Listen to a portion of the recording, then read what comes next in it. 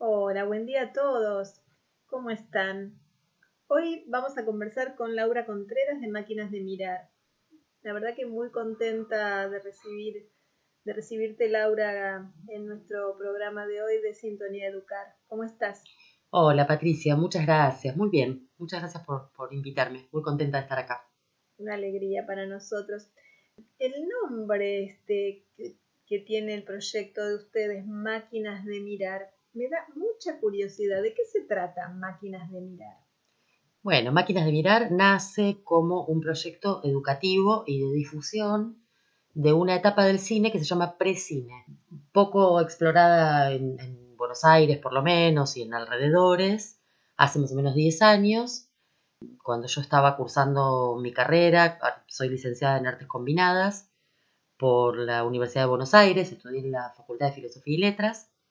Y bueno, me interesó mucho esta etapa del cine de la cual no se sabía demasiado, y me puse a investigar y a ver qué había en Buenos Aires, qué había cerca, qué se podía ver, porque bueno, los aparatos de precine son justamente estos dispositivos que anticipan la llegada del cine y que son aparatos móviles, la mayoría mecánicos, que hacen mover imágenes fijas. Son los primeros intentos de mostrar imágenes en movimiento. De ahí nace después el cine y por supuesto también la animación. Sé que estaba pensando que es como una pregunta que uno por lo general no se hace. ¿Qué había antes de lo que uno conoce hoy? Y si el cine nació como cine, si un día alguien se levantó e inventó el cine, o si, bueno, fue un camino que se construyó con otros objetos, ¿no? Es como un gran descubrimiento. Estaría bueno preguntarse eso sobre cada cosa que había antes del objeto que se ve hoy, cómo fue el camino histórico, cultural, tecnológico que llevó a que se construyan las cosas que conocemos hoy. La verdad que Claro, tu camino para atrás es muy interesante, sí. de hecho en los talleres y en los eventos en los que participamos siempre sobre todo a los chicos, ¿no? Pero también a los grandes, porque a uno no se lo pregunta. Ujú. ¿Qué pasaba antes de que existiera el cine? ¿Cómo era?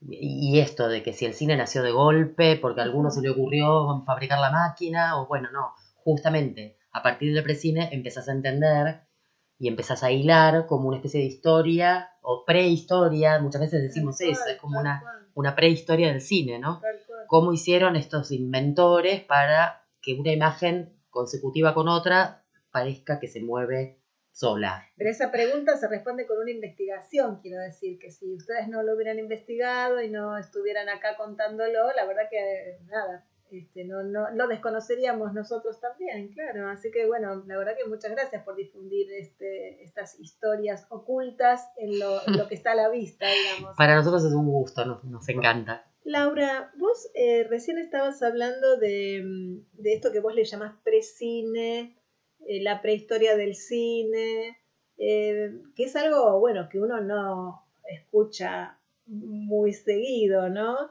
Es algo inusual. Yo quisiera volverte a preguntar, entonces, ¿cómo te acercaste vos a esto, a esta historia, a estos objetos? ¿Cómo es tu camino también? Así como decíamos, ¿cuál es el camino del cine para llegar a ser lo que vemos hoy? ¿Cuál es el camino de Laura para llegar a máquinas de mirar? Bueno, yo te contaba que estudié una carrera que se llama Licenciatura en Artes Combinadas. Esa carrera tiene tres ejes. Uno es el cine, el otro es el teatro y el otro eje es la danza. A mí me interesó el cine en particular, me gustan todas las artes, pero bueno, quise hacer foco más en lo que tiene que ver con cine y justamente en la parte del cine con menos difusión, por lo menos en nuestro país, ¿no? Que es esta etapa que es la prehistoria del cine. Y una de las materias de la carrera se llama Historia del Cine Universal, y en esa materia, en la primera parte, en una parte muy, muy cortita, solo ves, como parte de la historia del cine, estos aparatos con nombres muy raros, con nombres en griego, que los ves nombrados, los lees en un texto, y no sabés de qué se tratan y solo entendés que son aparatos que se hicieron para poner en movimiento imágenes fijas, todo a lo largo del siglo XIX. A mí me interesó esto porque además tenía que ver con lo mecánico, mucho tenía que ver también con lo lúdico, porque se llaman además juguetes ópticos.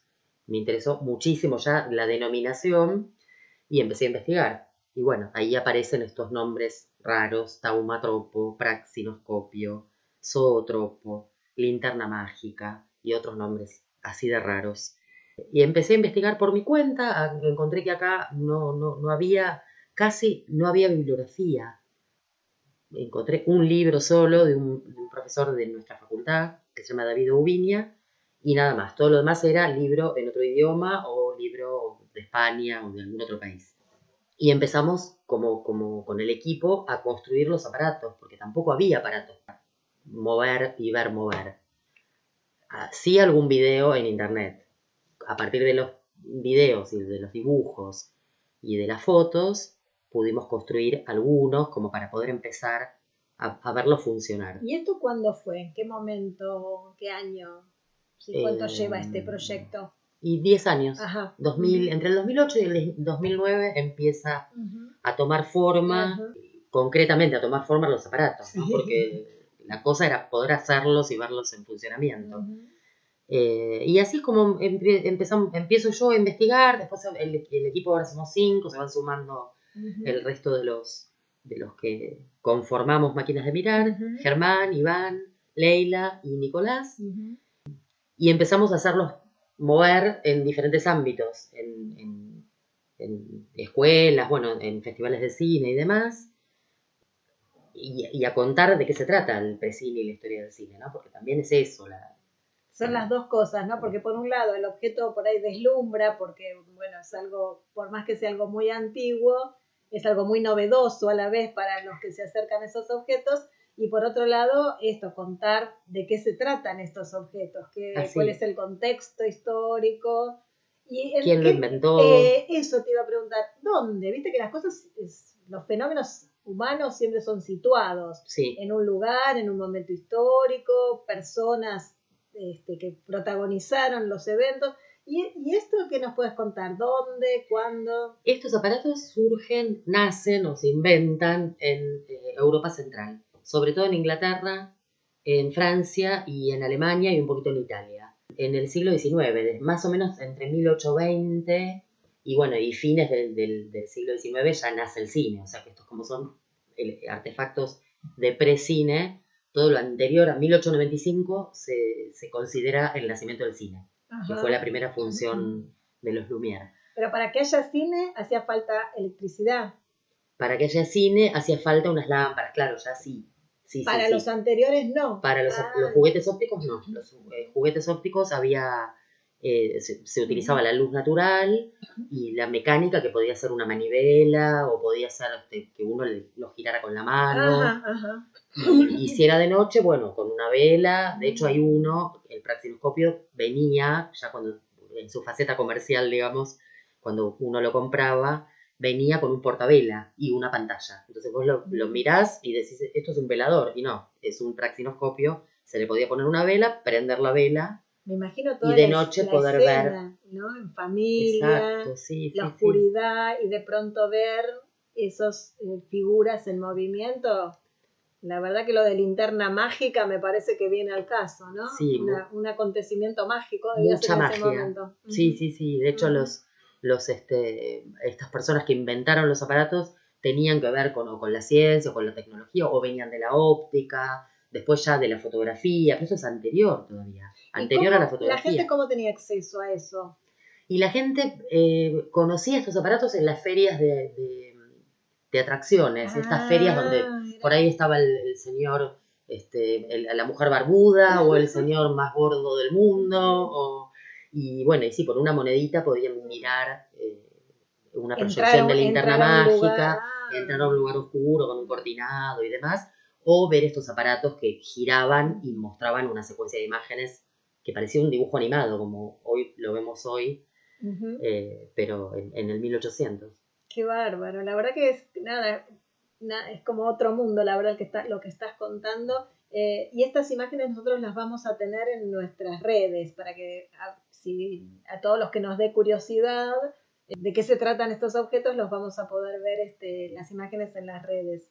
Estaba pensando que estos objetos que vos mencionabas lo relacionamos con lo lúdico, con la curiosidad, y los ubicamos en las familias, en espacios domésticos, los ubicaste también desde el punto de vista recreativo en ferias de variedades. ¿Y alguna relación con lo escolar han tenido estos elementos? Sí, el más antiguo de todos, que es del siglo XVII, que es la linterna mágica, que es como nuestro proyector de diapositivas. Algo muy parecido, solo que las diapositivas eran de vidrio pintadas a mano. Empezó siendo como un elemento para recrearse, para contar, para relatar historias. Los linternistas andaban con su linterna mágica en la espalda recorriendo ciudades y haciendo proyecciones de linterna mágica, diferentes temáticas, ¿no? La linterna mágica la descubre, la inventa, la construye un señor que se llama Athanasius Kircher, que era alemán.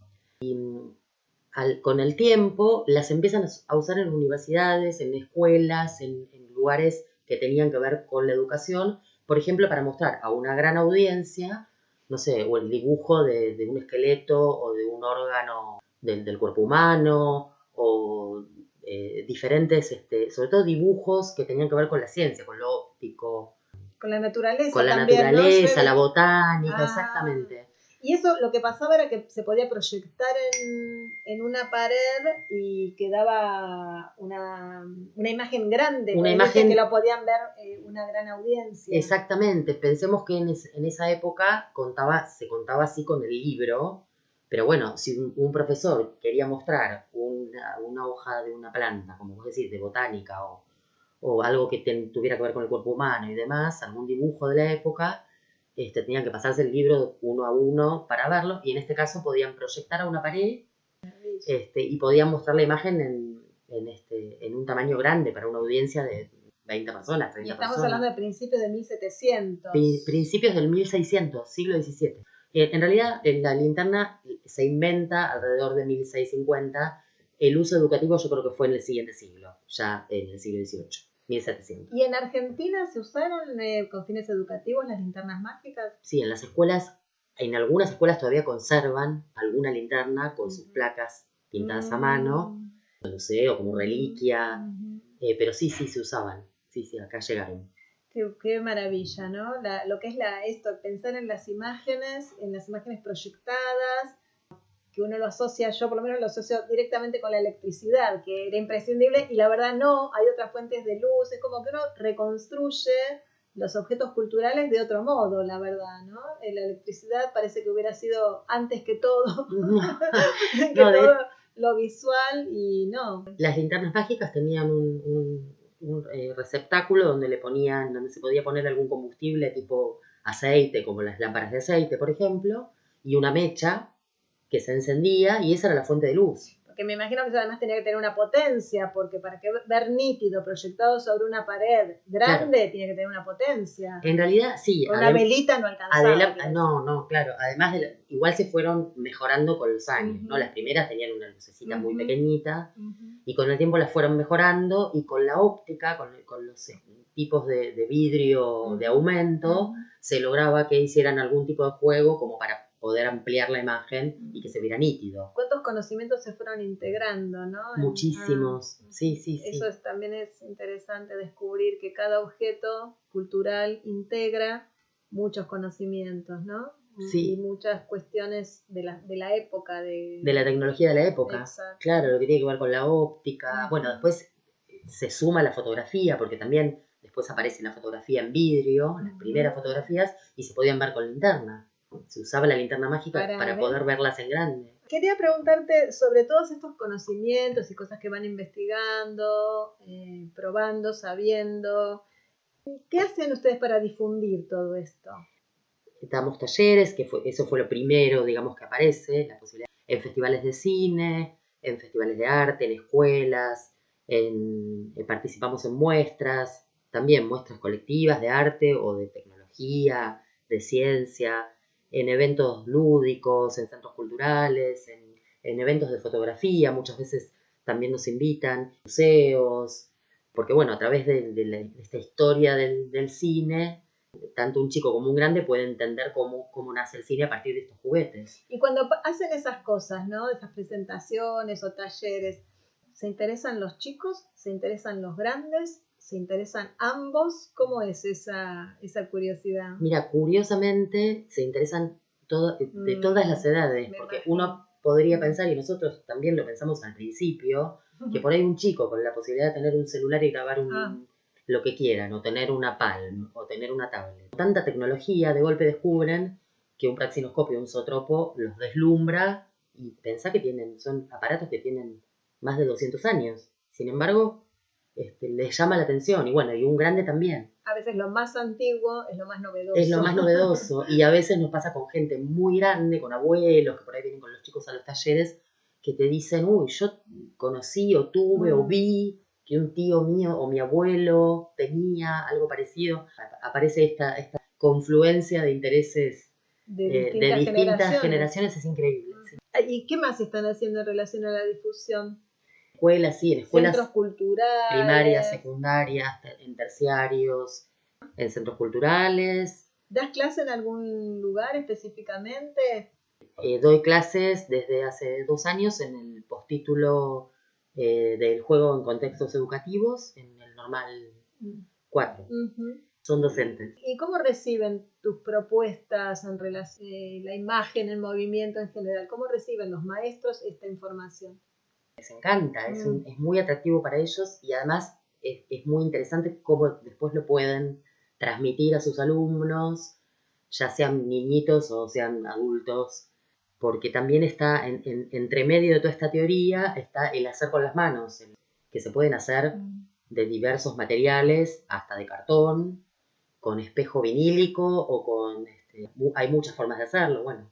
Me parece que es la posibilidad de conocer, la posibilidad de hacer y la posibilidad de compartir ese deslumbramiento, ¿no? Sí, esa ese maravilla. Placer por esa cosa que uno no conocía y se va de una clase y sale conociendo algo que a la vez puede volver a transmitir. Sí. Porque esa es la posibilidad que tenemos los docentes, de aprender algo para multiplicarlo. ¿Y algún taller, alguna cosa que estén haciendo, que vayan a hacer? Ahora con esta cuarentena lo que hicimos fue 2 tutoriales que ya están subidos a la página. La página es www.maquinasdemirar.com.